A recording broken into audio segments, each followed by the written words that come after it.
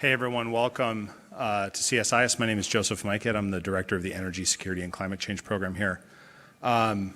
Recognizing the date, if you wouldn't mind joining me in just a couple seconds of reflection here on September 11th, I would appreciate that.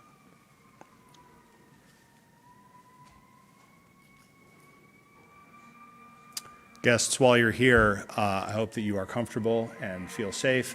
If an occasion arises and an alarm goes off, please just follow the instructions of a CSIS staff member or the lighted exit signs on either side of the building. And I hope we have a productive and engaging conversation for you today. Let me introduce first Naveen Girishankar, who is the president of our newly formed Economic Security and Technology Department here at CSIS. Naveen joined us over the summer from the Department of Commerce, where he was helping the leadership there think about how we are going to accomplish our broader national economic goals. Naveen, can you get us kicked off, please? Oh, and excuse me, those joining us online, please use the question box, and you are welcome guests as well. Thank you, Joseph. Really excited to be here. It's really great to be part of this event and just acknowledge the great work that Joseph and his team have been doing at CSIS, and looking forward to today's discussions. The Economic Security and Technology Department is really formed to be able to drive technological advantage for the U.S. and its allies, to be able to drive prosperity, resilience, security for our economies and democracies over time. And this type of event and this report that we're going to discuss today is really at the heart of the kind of work that we're trying to do, connecting the dots across U.S. economic policy, energy policy, economic security, energy security, and tech innovation. So I'm really excited to be able to join you for this. Growing manufacturing in strategic industries such as chips and EVs, battery industries, EV batteries, means that the nation will have significant energy demand growth in the coming decades. And in the recent past, the expansion of natural gas in the power sector has helped reduce emissions and expand renewables. As the nation seeks to catalyze domestic manufacturing in these strategic industries, policymakers need to consider how to address emissions while increasing power supply for these industries.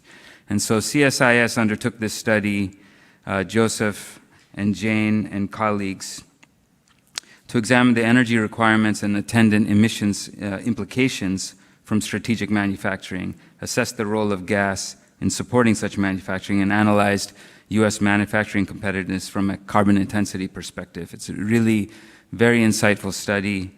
And so with that, I'd like to invite Principal Deputy Assistant Secretary Mark Ackiewicz to give a keynote.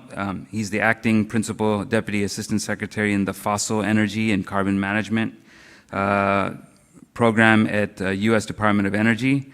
Had the good fortune of working with some of his colleagues when I was in government. And DOE's work in carbon management, including carbon capture technology and R&D, has accelerated in recent years. It is working closely with the private sector partners to advance technology deployment and commercialization. And we're very grateful at CSIS to have PDAS with us for taking part in our report launch. So, Principal Deputy Assistant Secretary, please join us.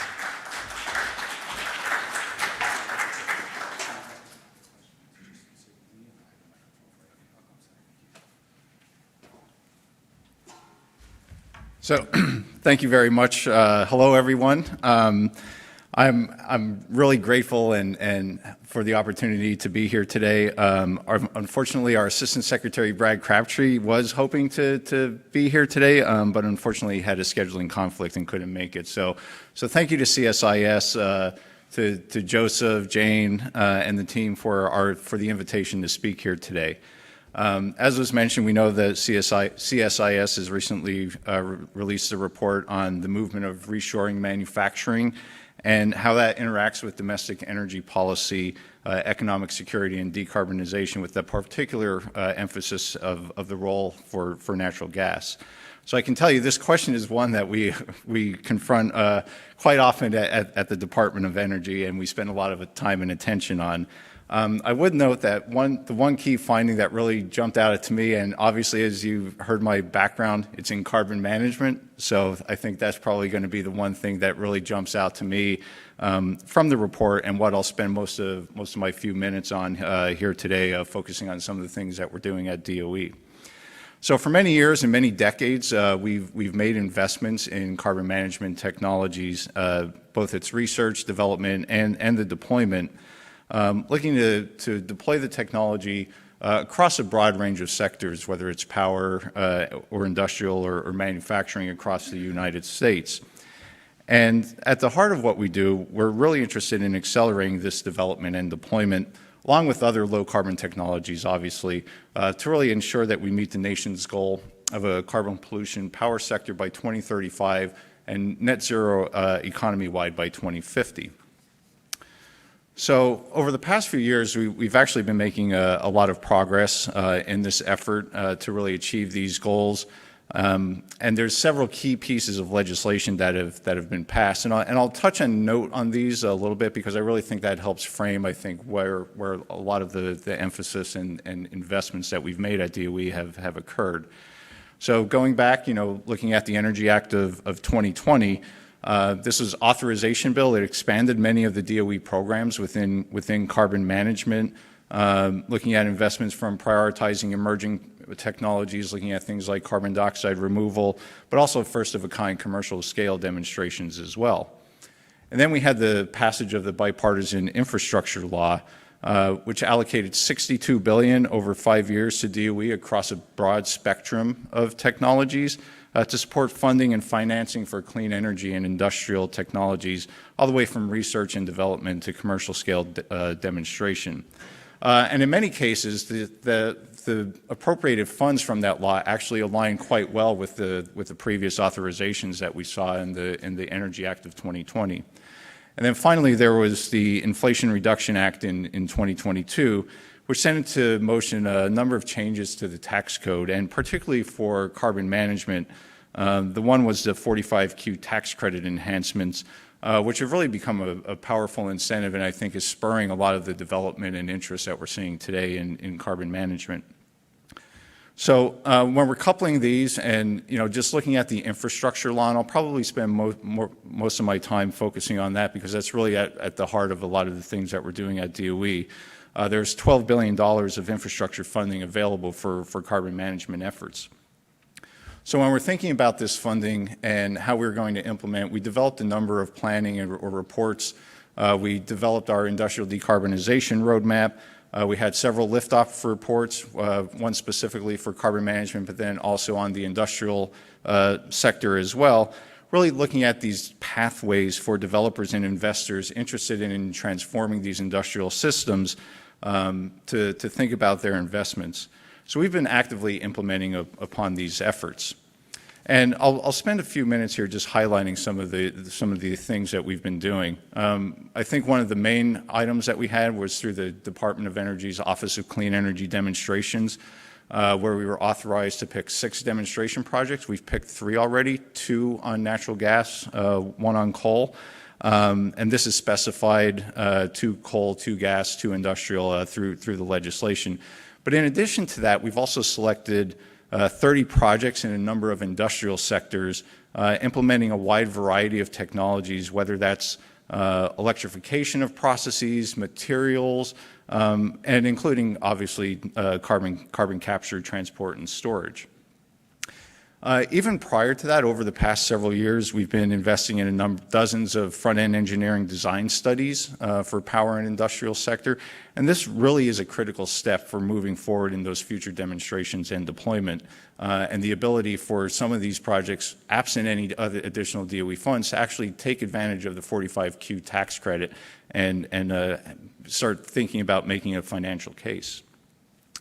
In addition, we've been making investments to de-risk some of the work on the transport and storage side. For example, one of our programs is called the Carbon Storage Assurance Facility Enterprise, or Carbon Safe, and it's a phased approach. And we've selected over 20 projects through that effort. And really what they're looking at is characterizing sites that can store 50 million plus metric tons of CO2. So really starting to hone in on what are some of those opportunities and sites that are available. And we're really looking to expand this up to 40 plus projects across all carbon safe phases through 2026. Many of these projects already have started applying for Class 6 permits through EPA or states that do have primacy, and also looking at NEPA approvals as well. In addition, on the transport side, we have $500 million available in what we call our Future Growth Grants program for carbon transport infrastructure, really looking to expand that connective tissue between the sources and sinks to really start moving that infrastructure element forward. So these are a lot of the things that are taking place on the commercial side, but we're also making investments on the technology innovation side to further drive down costs, and also thinking creatively about demand side pull as well. On our point source carbon capture, we're operating a number of small scale carbon capture pilot plants looking at innovative technologies. We're continuing to make investments in our testing facility at the National Carbon Capture Center, and also looking at moving towards some of our large scale carbon capture pilots as well. Recently, we've issued 2 new funding opportunity announcements in this space for additional carbon capture test centers, looking at power generation and also cement manufacturing, and additional small-scale pilot feeds specifically focused on natural gas and industrial sources, and also additional preliminary feed studies as well. We're also doing a number of efforts in some more early stage or cutting edge type areas like carbon dioxide removal, where we have our carbon negative shot, which is looking to drive down the cost of carbon dioxide removal or removing CO2 from the atmosphere down to $100 per ton equivalent of CO2. Looking at a broad array of technologies, whether it's direct air capture, mineralization, or biomass with carbon removal. We recently launched our carbon dioxide removal purchase pilot price, so looking at that demand side and doing things to make purchases on the demand side to move technologies forward as well. And then on our carbon dioxide conversion, so this is converting CO2 into products, we've also helped launch the Clean Fuels and Products Shot at DOE, which is an effort to decarbonize the fuel and chemical industry and to advance cost-effective technologies with a minimum of 85% lower greenhouse gas emissions by 2035. So again, just a broad array of efforts and opportunities taking place throughout DOE. So I think just to maybe wrap up, there's, again, a lot of opportunities and investments taking place in the pipeline at DOE that we think is really going to make a difference in the coming years. And I was just highlighting carbon management. There's a number of programs broadly at DOE making similar investments. We also don't do this alone. Our partners are critical, whether that's industry, stakeholders, community engagement activities. And so we really do cherish and value the partnerships that we make at DOE to help address our common and shared goals. So I'm optimistic about the future for carbon management, and I definitely look forward to the panel discussion. I can maybe take a question or two before we transition.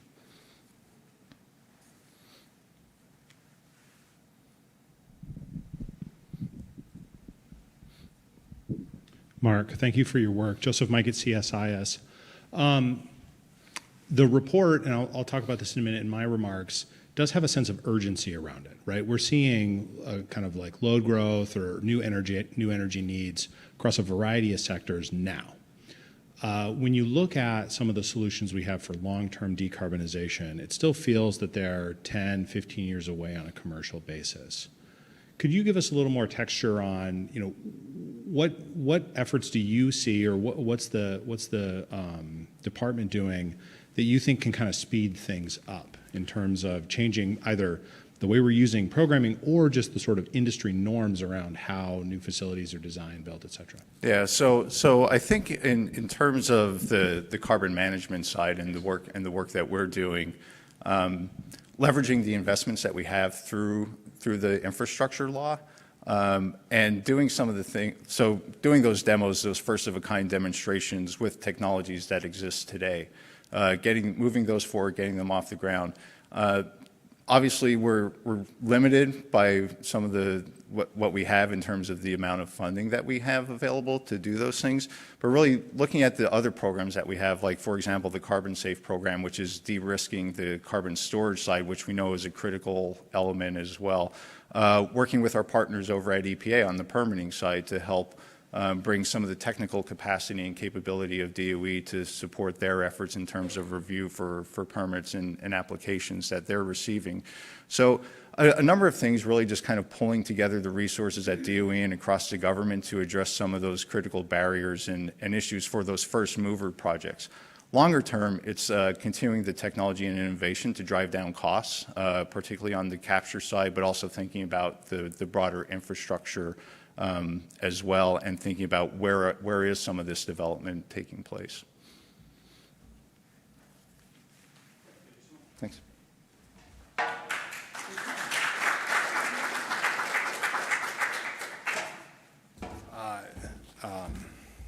Thank you, Mr. Ackiewicz, for kindly introducing the work of the DOE and for your efforts, by the way.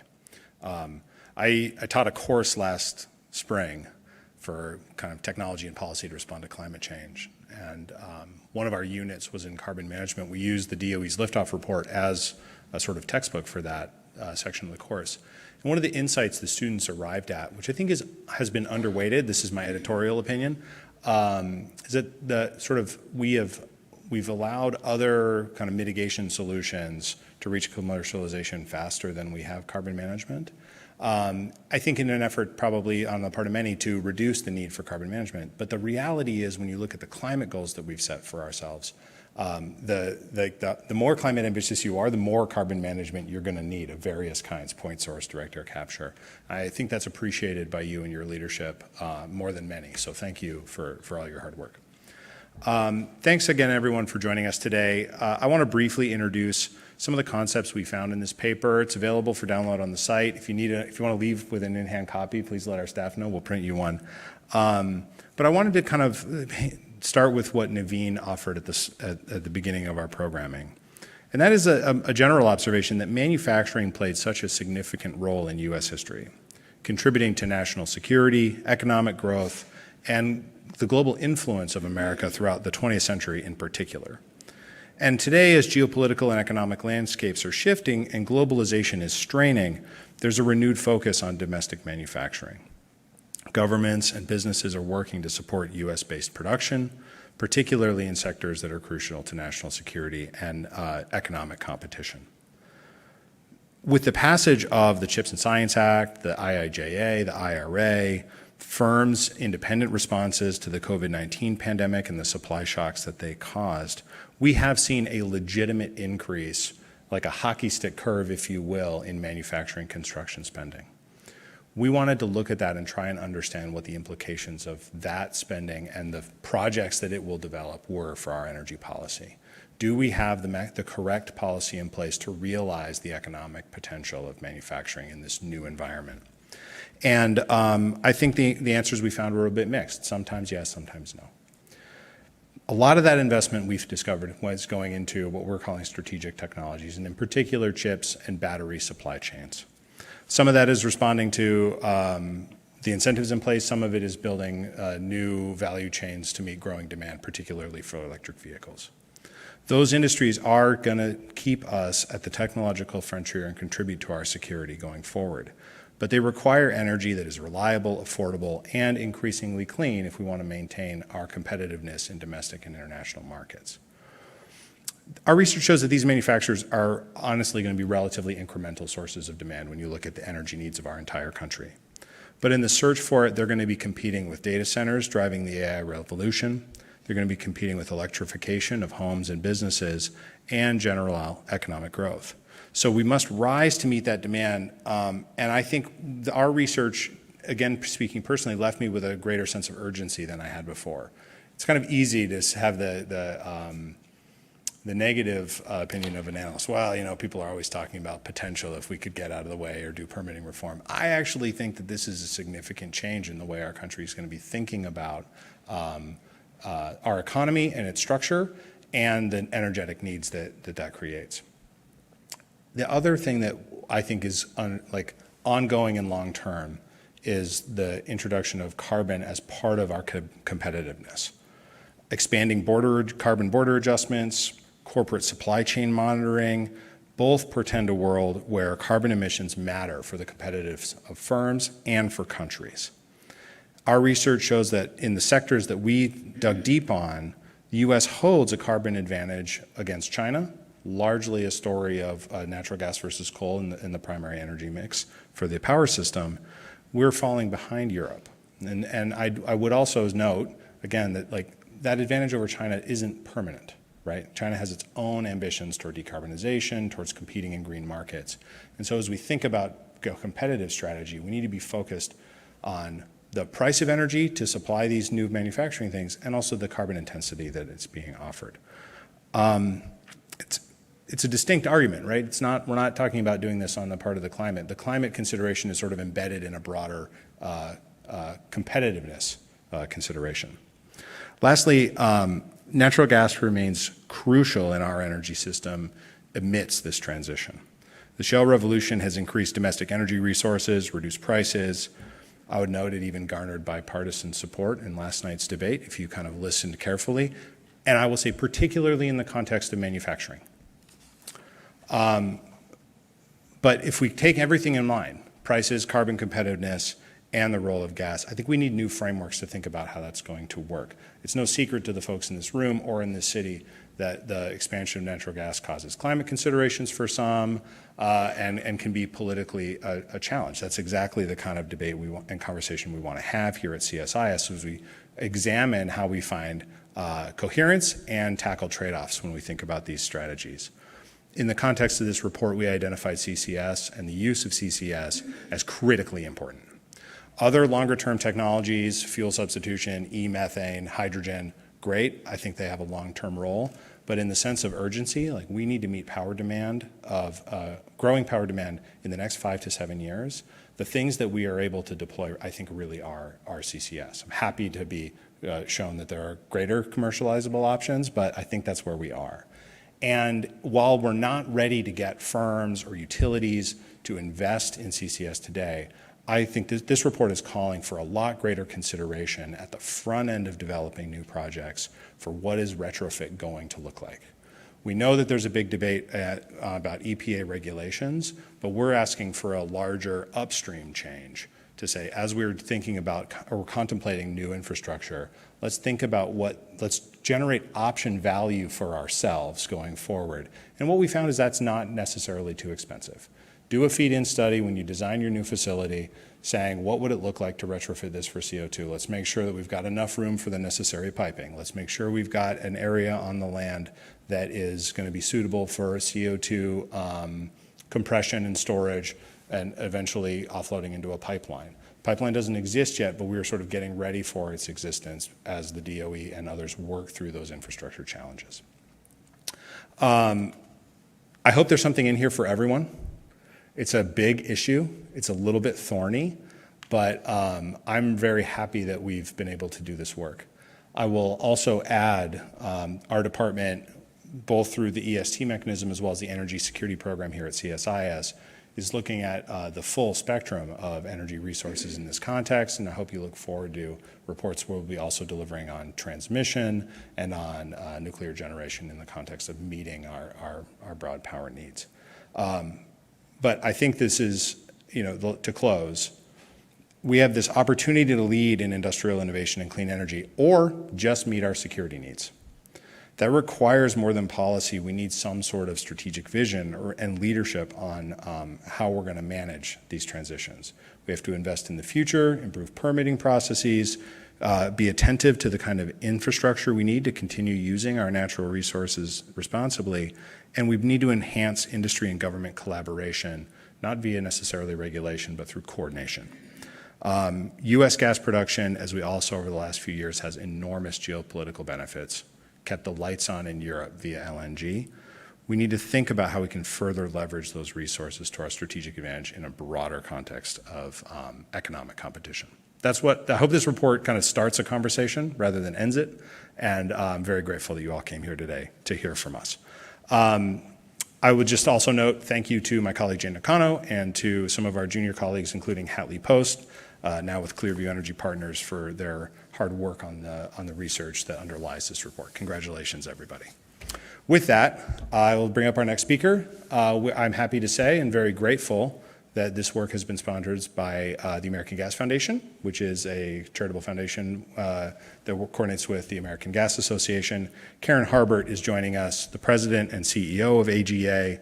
Karen's got a long and fabulous career in DC energy policy, having previously led the U.S. Chamber's Global Energy Institute, and in government service, serving as an assistant secretary at the DOE and previously at USAID. Karen, we're really thankful for the partnership. I hope you're as pleased with the conversation we're going to start as we are looking forward to it, and we welcome a few comments, if you would. Great, thank you.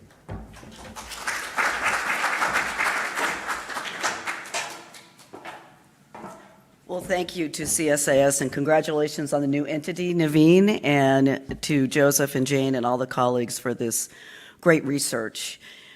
We want to acknowledge again that we are here gathered at 9/11, which is a tragic reminder of America's responsibility to look out for its national security interests, but also its economic security interests.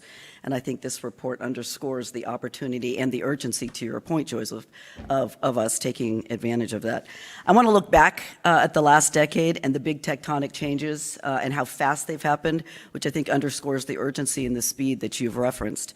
So in the last decade, natural gas for power generation has gone from 20%, so we were a minority shareholder, to 43%, and it's only forecast to grow. And if we look at what that means 189 million Americans use natural gas in their homes today. So that's besides the electricity, it's in their homes. And since we are in a political year, that's more people than voted in the last presidential election. Yes, and we're adding a customer every minute of every day, so we're in growth mode. On the business side of things, 5.7 million businesses use natural gas as their principal feedstock, and because of that and the affordability of natural gas, that has allowed them to save $500 billion over the last decade to hire, to invest, and to improve their own businesses. But we're breaking records today. We're breaking production records, consumption records, export records. And we're doing that all while providing this essential affordable energy, increasing the reliability of that energy that is underscoring the economic vitality of our country. But this report is about the next decade, and that's what I want to just have a few comments on. In order to effectively and successfully compete on the global economic stage, facing countries like China and others, the U.S. has to deploy all of its advantages, so including our energy advantage. And so we look at natural gas, and we want to onshore, energy-intensive industries. We want to create new strategic industries, and we want to accelerate advanced manufacturing. So there's a growing consensus, I think, from across the spectrum, from Goldman Sachs to Wood Mackenzie to CSIS to even NERC and some of our regulators. They see the immediate and persistent need for more energy to fuel this accelerated and imperative for advanced manufacturing and the renaissance that will accompany it. Wall Street agrees. I just came back from New York last night, meeting with all the rating agencies, so Fitch, S&P, Moody's. They are very bullish on the future and what natural gas can do to underpin what they look at every day, which is the economic vitality of this country. In New York, which is a very advanced, decarbonized, ambitious state, Micron has decided to invest in one of the largest chip manufacturers right outside of Syracuse. So think about this. In phase one of this chip manufacturer, they need 600 megawatts of new power. That's phase one. Phase two, they need 800 megawatts of new power. All of that right now is being underpinned by natural gas. They have to build a new pipeline to address Micron and the 5,000 workers that will be employed by the Micron facility. I mean, that's tectonic change. And they need the energy now, not yesterday. They need it now. And so they're grappling with how to supply this new energy in a timely fashion. And if you look at the manufacturing side of things, I mean, the data is there. Since 2021, the investment in manufacturing has doubled. And it's only forecast to accelerate that pace of change. So as we look at batteries, chips, data centers, all these competing sources for energy and more LNG, it requires us to invest. It requires us to build the infrastructure if we're going to be able to compete with China with less carbon than China. And I think that's a very important point. We can do this and lower emissions. We can walk and chew gum at the same time, while also ensuring energy 24/7, 365. That is not an option. It's an imperative, particularly for these advanced manufacturing facilities that require power constantly. And we want to have the U.S. supply chain be domestic, not foreign. We want to develop these strategic industries, and we want to do it with lower emissions. And the question I got asked yesterday is, can we do it? And I said, yes, we can. It's a win-win-win. We must do it. We need the policies. We need the innovation to underpin this tectonic change and opportunity for the U.S. So thank you again to CSIS, and I think I'm turning it over to Jay.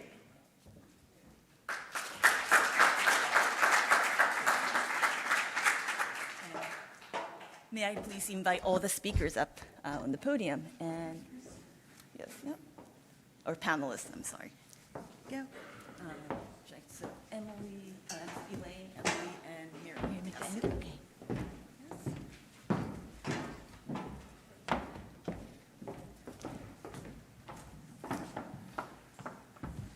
Thank you so much for all the wonderful keynotes. So I wanted to really get some, deeper dive look at, some of the highlights from the report, but then certainly bring in your concerns, your questions, your perspectives into this discussion. So hopefully we'll have a couple minutes left at the end for some Q&A. But what I'm going to do is I will ask questions as I introduce my panelists. Oh, by the way, I'm Jane Nakano, Senior Fellow with CSIS Energy Program. To my immediate right is Elaine Buckberg. She's the Senior Fellow with the Salada Institute for Climate and Sustainability at Harvard University. And I'm so glad that you're here because, we look at a lot of numbers in this, report, but we also have a background as, chief economist with the General Motors.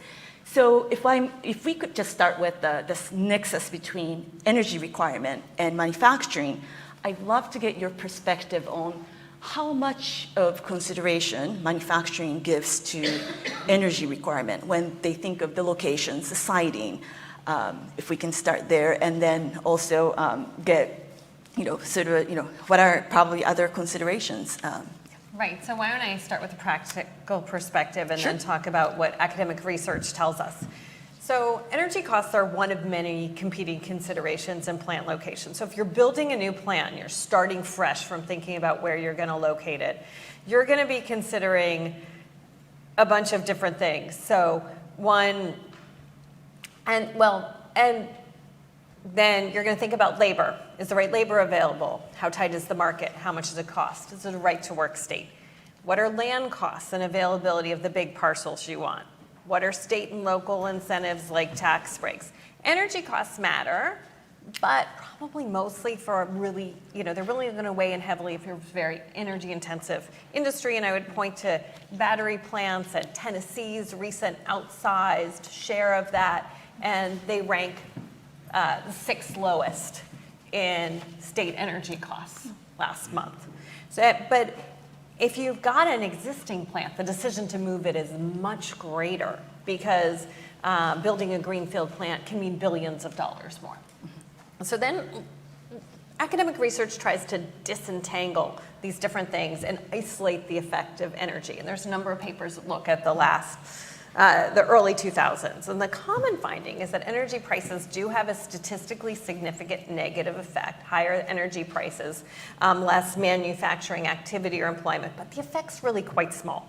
So let's go look at a couple papers starting with natural gas. So there's a paper by Graylin and Morgenstern, and they find that the 50% drop in natural gas prices between 2007 and 2012, so before and after the Great Recession, raised overall manufacturing activity by 0.6 of a percentage point. 50% drop, about 0.5 percentage point.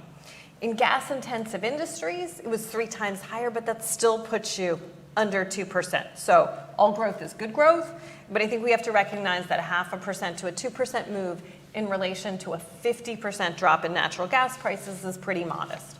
But there's some more recent papers that say, well, let's look at some actual and prospective climate policies and what that does to the impact of manufacturing. And this gets to your, Jane and Joseph's underlying questions. How much can electricity prices change? Or how much change can manufacturing tolerate and still grow? So Wolverton, Shedd, Begian, and Gray look at 27 states that had mandatory renewable power standards by 2015 that require them to set minimum and rising thresholds of renewables. And they find that these raised electricity prices by under 2% and scarcely moved manufacturing employment or output, about 1/10 the move in power prices. And even for energy intensive, trade exposed sectors, it was about the same results. But there are two other studies that look at potential carbon taxes in the US and what that would do. And they get similar responses. So two of them look at a $15 per ton carbon fee that, and they find it would have about a 1% effect on either US production or multinational share of assets kept here. Interesting, Aldi and Pfizer find that this is entirely driven by the energy intensive industries. In other industries, there's essentially no effect. Oh, wow. Just a quick follow-up, if I may. So you also, when it comes to the relationship between sort of manufacturing location and energy costs, since some of these studies have come out, and then like literally in the last couple of years, we've seen some new developments. I shouldn't say new, but like things like more tariffs, friendshoring, as well as supply chain challenges being much more emphasized by leadership. Like, if you can just put it quickly, in a much more of a timescale context, yeah. Yeah, this is a great question. So these lessons of the early 2000s, do they hold for the future? I think there's two reasons why I would expect the impact of energy prices on US manufacturing to be more muted today. One relates to the US-China relationship, and the other relates to companies actually internalizing the externalities or the cost of their emissions socially. So let's start with the geo-economics of it. China was the obvious place to relocate production before Trump's tariffs began in 2018. And that's the part of a series of changes that made it a less attractive location for manufacturing, especially if you're a US company. But there's the US-China tensions, tariffs, friendshoring, recent supply chain challenges. And I'll highlight a few. One, the cost of operating in China is up due to higher land and labor costs versus, say, a decade ago. So cost advantage is narrowed. In some cases, your Trump tariffs have eliminated or reduced the cost advantage if you're thinking of producing for export to the US.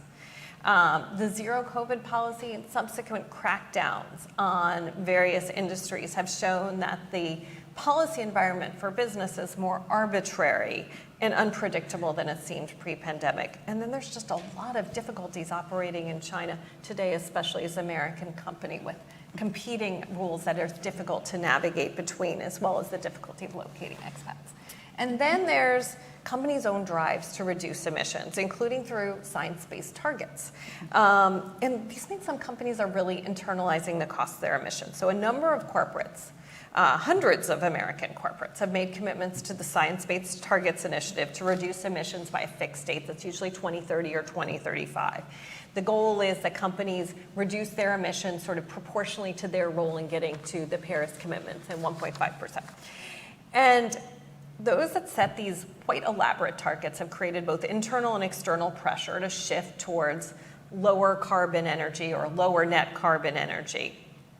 Generally through renewables, but if fossil fuels or carbon capture are going to get you to the same goal less expensively and or more reliably, they'll look at those solutions. And this is a big move. So there are over 800 large US companies that have agreed to set science-based targets or have done so. About half of them have set targets, and in manufacturing, there are 300 that have either agreed to set or set those targets. So this is a really big impact on those companies' decision making. Great. Thank you so much, Elaine. To Elaine's right is Emily. Emily McLean is the Vice President for North American Gas and LNG Markets with Rystad. We're so grateful that you're here. And if you can help us start thinking, start talking a little more about sort of a forward-looking gas market dynamics. The price came up a little bit in our earlier discussion, but As we consider all these energy and electricity demand growing from AIs and reshoring, but then also things like LNG exports, right? So what's your sort of perspective and outlook, medium to long term, where the gas prices may go? Yeah. No, it's a great question, and everyone wishes they had that crystal ball, trust me. I will say, from our perspective, Rystad Energy's perspective, and we're one of many research institutes that are looking at this as well as yourselves, right? We do see gas pricing increasing, and it's necessary. So there is a fragility to it, though, because from the manufacturing perspective, you have to see low costs to maintain the output that is growing in the medium and long term. So it's very fragile in that sense. But on the other side, so not just thinking of this from the end use and even the customers like ourselves, from the upstream side, you have to see a certain price point for it to really make sense to produce that well, to drill the gas out of the ground, to get it exported via pipe down to either the customer directly through transmission or through LNG exports, as you mentioned, Jane. So it's easy often for us to say, oh, it's going to be, and this is Rystad's take, roughly a little bit over $3 by 2030 for Henry Hub, $4 by 2040. But those are just price points, right? To get there, there is going to be some volatility, some challenges along the way. We have to continue to see investment in order to meet those numbers. And also demand is changing. So we've been talking about the domestic demand here for the most part. And Karen, you made a really good point to using everything we have, all of the energy at our disposal, not just for ourselves, not just for the US and North America growth, but for global support and to increase competitiveness here domestically. So I think it always comes back to supply and demand. The pricing is an output of supply and demand and trade flows are evolving, right? It's not just piped gas exports to Canada, to Mexico now, it's now LNG exports. And that growth is compounding year over year. So when we look at pricing and we see, the output in terms of pricing, we're thinking of this from the wellhead, what the gas produced in, say, the Marcellus or the Utica, more locally here on the East Coast, or the Haynesville and the Permian and the Gulf of Mexico. What is the price point that the operator needs to see in order to produce that gas? And the Permian's a little bit more tricky, right, because it's associated gas. It's essentially free gas coming from the oil drilling activity. But where it gets tricky with the pricing is the Haynesville, Appalachia, having that price point that makes sense for the operator. To produce the gas, to maintain domestic demand, also now the growing LNG export demand, ultimately to support the balance, which results in our storage inventories. So I'll just pause there, but yeah. Yeah, great, Emily. And just a quick follow-up. So when we look at sort of, take a step back from, let's say, like natural gas, I think you also spent time looking at sort of gas to power. Sort of gas, has really, helped reduce emissions in the power sector, help, renewables grow. But we're starting to see the role of gas change in a way that sometimes it serves as a sort of a balancing resource, right?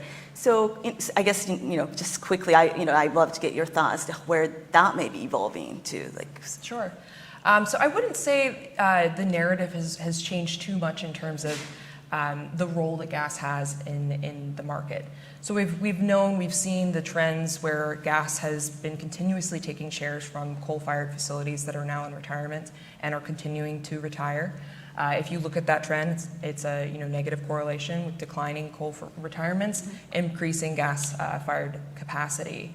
The narrative hasn't changed on that role, but what we've seen is an increase or kind of a step forward in the narrative around gas acting as a balancing mechanism, right? So if you look at the trajectory of where future power demand will supply will come from, you see continuous gas growth, but you also see growth in renewables, other energy sources that will step in ultimately, and I'm talking all the way through 2050, to offset gas demand and the supply that will be feeding that demand.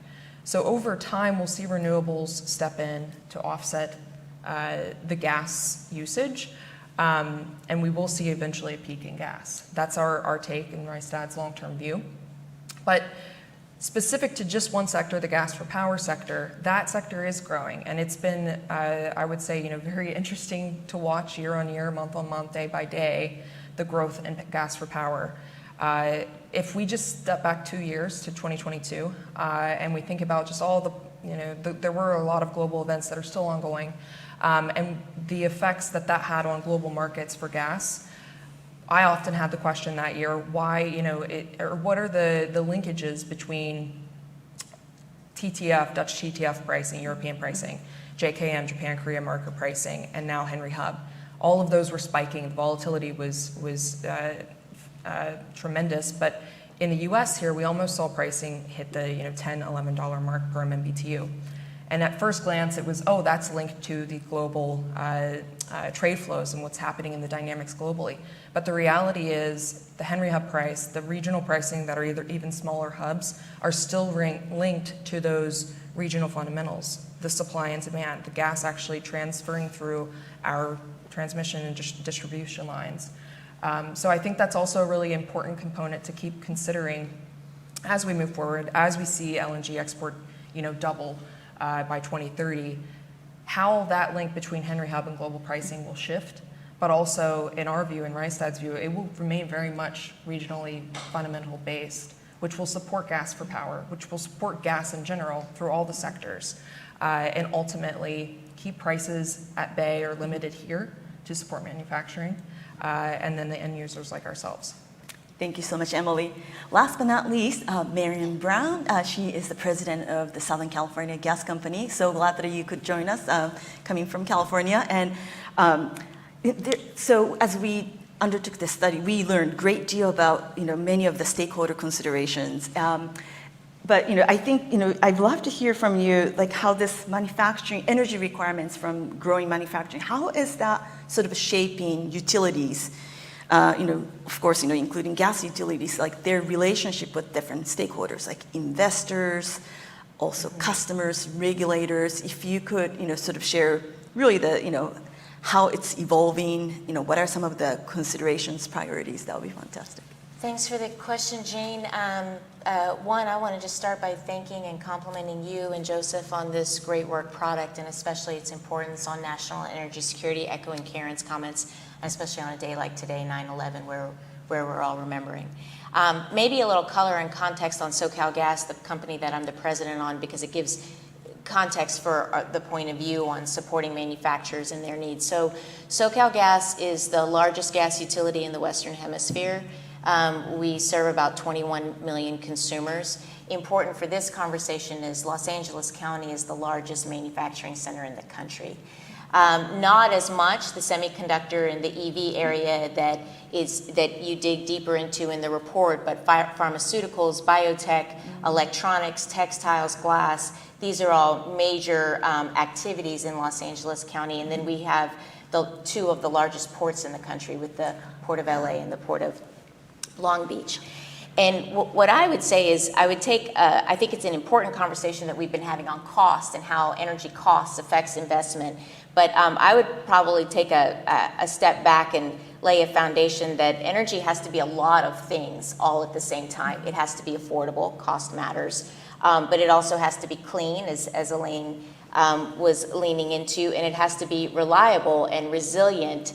And it has to be all of these things all at the same time. And sometimes I say it's a little like a Rubik's Cube, right? And you can't really privilege any one of those attributes more than the other. Otherwise, it causes problems. And I thought one of the interesting takeaways from the report was the example that you gave of Samsung's 30 minutes of being offline and the incredible cost, financial cost that was to the business to not have reliability in that window. And there might be value in doing more work on the cost of losing reliability, not having reliability and resiliency to support these particular manufacturing sectors. They really need that reliability and almost would pay a premium for reliability, even though you also need to that balance, manage costs. So as you try to balance those different pieces, that absolutely drives you for the need to invest in gas and gas infrastructure. And we especially see that in Southern California as it relates to interconnection and the interconnection between gas and electricity, as Emily was saying. And Emily, I really liked your point about how much we see an increase in interconnection between the electric and the gas system on a yearly basis, on a monthly basis, and I think you said on a daily basis. And what I would suggest is even on an hourly basis. Oh, yeah. So to give you a sense, the gas and electric grids have become so interconnected that on a summer day, our normal demand might be something like 1.5, 1.7 BCF in a day in our service territory, and it will almost double because of summer demand, because of the electric demand on the day. But if you take it to the hour, there are hours where it triples, right? And so what that drives as far as the nature of the types of investments, to your question, the types of investments that we are needing to make to be able to support this manufacturing sector, it is about continuing to build and maintain that gas infrastructure, but with a strong focus on that infrastructure needing to be able to respond to the dynamic needs of the customers. Think about those swings. So it is really investing in transmission, really investing in compression capability to respond in those real times to meet the electric need. And then I do think that there's a second part about investing in gas and gas infrastructure where, you know, there is definitely support, especially in the state of California, to electrify as many end uses as we can. But at the end of the day, there are a number of end uses that will not be able to be electrified. And that's when you need the energy density of a gas. And again, really driving that need for investment in gas and gas infrastructure. And then the last point I would make, especially focused in California, is we are seeing this growth in manufacturing in states outside of California, like Arizona, which is highlighted in a significant way in the report. I think I read that there's about $100 billion in semiconductor manufacturing planned for Arizona. Well, previously, I think California would have looked at some of the surrounding states as potentially being able to balance the energy needs of the state of California. But what we're seeing in the West is all of those states are developing economically, and there's more of a need for states to make sure that they are able to provide for their own energy needs reliably, resiliently, and then support each other regionally. Just a quick follow-up question, if I may, before I turn to the audience. I think there seems to be, and I think the scope is great, but also one of the things that we learned from this research is there's sort of a misalignment between the pace of decision making among these stakeholders. So just quickly, I'd love to hear your view as to what are the ways that the utilities, gas utilities, are trying to future-proof against all these challenges that may arise from regulators taking necessary time.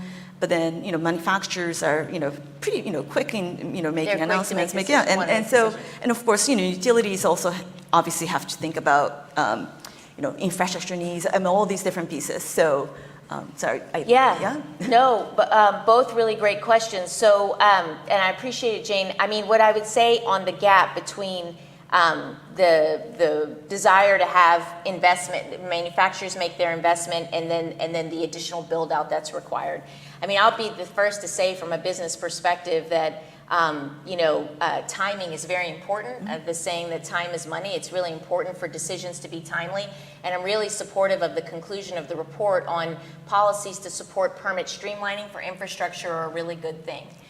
But I do want to present a slightly contrarian pushback on the idea of the gap between the decisions of the regulators and the desire to build, is that it does this regulated utility process. It takes a lot of time and consideration to make sure that the investments are prudent and to also make sure that they are being invested in at a rate that's just and reasonable. And while that does take time, what I will say is that the decisions that come out of that process, I think, tend to be no regrets investments. I don't think you see as often an issue around stranded investments in the regulated utility space, and I would ask what the alternative is. The alternative in the unregulated space or in the merchant power business is we've seen many times a sort of invest before we look experience, either on the oil and gas side or on the merchant merchant build side. And so I think it's a trade-off that I think that gap that you're flagging, it is time and deliberation to make sure that we're making the right decisions on energy investment. And I think that regulated utilities with their policymakers, they do it relatively well, though I will be the first to say that it would be great to bring more efficiency into the process, right? On the future-proofing question, I don't know that we would call it future-proofing at SoCalGas. I think we'd call it future planning. Okay. And because, but I think the way we think about it, especially in the age that we're in, is we think about the need to run the business of today and also be planning for the business of tomorrow, and so that you are ready for that future. And I think that. It was said earlier today, the idea of making investments so that they will be able to accommodate cleaner fuels or different technologies that get adopted. I will say that is certainly something that we do, and I know other utilities do too, for example, for our infrastructure to be hydrogen ready, for example. And also prepare ourselves for carbon capture and sequestration. I think the example that I would highlight, is SoCalGas a few years ago announced a proposal called Angeles Link, which is a proposal to build a clean, renewable hydrogen pipeline system in the state of California, sourcing hydrogen in eastern parts of the state, bringing it into the LA basin to serve that hard to electrify sector. And I agree with Joseph's point that the hydrogen economy is one that is probably many years ahead, but we need to be planning today and working today if we're going to realize that future. And so part of our future planning is not waiting for 5-7 years from now, but actually doing that work upfront with our stakeholders now so that we're ready to move forward. Thank you so much, Miriam. Let me now open the floor for questions. I probably should bundle some because in the interest of time, we do have some. We do have a microphone. Yes, yeah. Wait for the microphone. Yeah, thank you. Yeah, please, state your name and your affiliation. This has been great. Sabi Gady, I'm a fellow here with the Energy Program. Emily, I'm really curious about this linking of the domestic Henry Hub price with JKM, TTF. You suggested that the run-up in prices in 2022 was mostly domestic factors, regional markets. At what point do the export volumes, the size of the export market, start to create a feedback on the domestic price formation? And is that a risk that we should be thinking about as we consider energy security considerations? It's a great question. Is this still on? Yeah. Okay. So I would say it's not the sky is falling risk. And that often does become, a conversation that I have with clients and folks like yourselves. At this point, the way in which the market is structured now, that we have 12+ billion cubic feet per day of exports going out, LNG exports are critical to keep the balance at bay, to keep a balance. That market equilibrium is now subject to the production of gas that's over 102, 103 BCF per day and growing. And the reality is domestic demand that's too much gas for just domestic demand. The LNG export markets also not only support the economy, but they also serve as a way in which we can support the global economy as well. And we have done studies on emissions. I know this is a separate talk probably, but we've looked at emissions for LNG versus coal, for instance, all around the world, looking at it from a regional perspective. And LNG does have favorable, carbon improvements in terms of carbon intensity.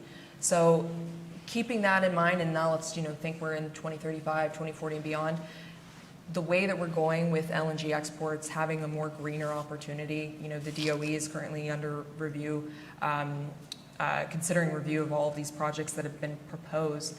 I think that's a very positive thing for the U.S. to be able to not just grow the LNG export space, but also to be able to back it up and say we've actually done the analysis, a thorough analysis, and reviewed the emission intensity on these projects, and we are confident that we have the greenest possible LNG exports long term. That's again the long term view.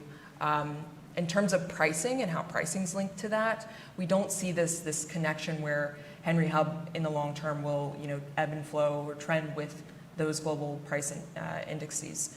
Basically, it's a juxtaposition. You have Henry Hub pricing growing, increasing to support, like I mentioned, the operator for production, to serve those LNG exports and domestic demand, while you actually have global pricing coming down, stabilizing, not being great low pricing.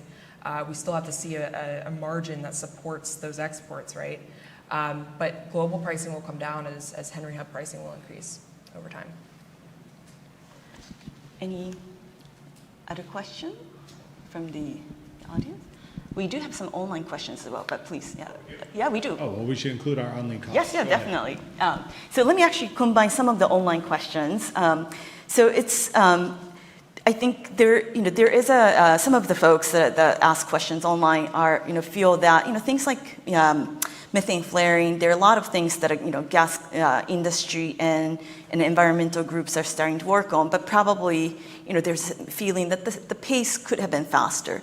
When it comes to something like getting future natural gas plants ready for CCS or even hydrogen, things other than regulation, like what are the ways that, to incentivize, to really speed up to really meet the sense of urgency that I think this report highlights, but that's really starting to heighten given all these trade and climate competition discussions around the world. I think key in this is sending those policy signals that to encourage the private sector to make the investments. And I think the IIJA and the IRA did a very good job on those fronts. And I think that it spurred a significant amount of activity in the carbon capture and sequestration space. And I think that industry is really appreciative of that. And I think that we are following through with those different efforts, the feed analysis and different things that are going to help us to be able to get there.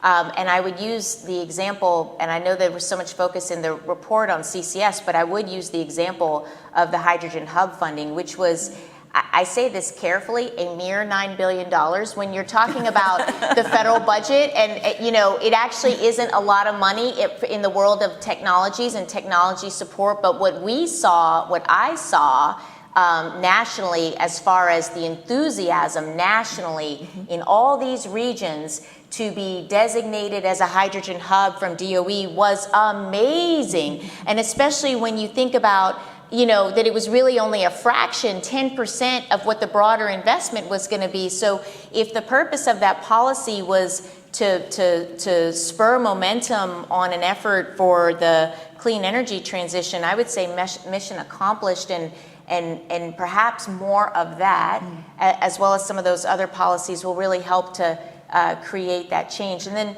there's obviously work that needs to be hand in glove with the state regulators. At the end of the day, what we're talking about is consumers having a different experience at the end for the consumer. And so much of that is in the hands of our state regulators. And so our state regulators' active engagement in these conversations around energy security as well as the clean energy transition, that we are going to need to look at things and approach things differently, that is very important.